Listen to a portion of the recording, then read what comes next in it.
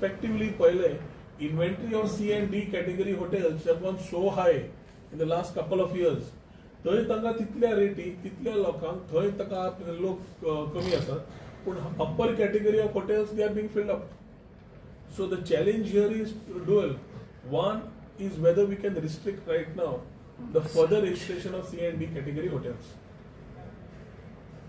And second is whether we can have something sorted to upgrade the existing C and D category so they can have better avenues in terms of promoting their own hotels and selling it in a better manner.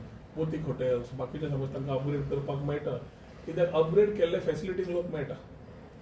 So we'll need to find a bridge. After having a chat with the industry, the TTAG and the industry, I think we will be able to comment further, which in the next 15 days to 20 days, I think we should be able to come up with some particular solution to that industry, that part of the industry. तेच म्हणलें मरे गल्फाक war जाला तो आमकां बरें पडलें न्ही. Destination weddings from a lot of destination weddings are going to Bahrain, going to the Middle East. They are looking at alternatives within the country. So it can be a fort like Jaipur, Mala it is Goa or a sun sanity destination. The center has told us to form a MICE promotion bureau. The MICE promotion bureau will have a part which will have the industry and the government again sitting together.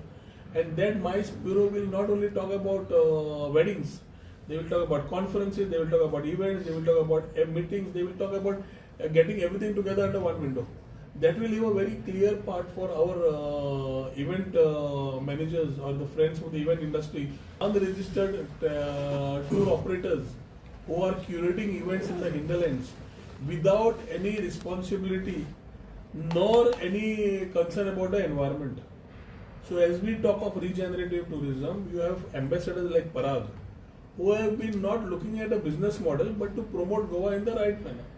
So 10 group vartalo, 12 group vartalo. Although he can take 100 in a day, he takes that 10.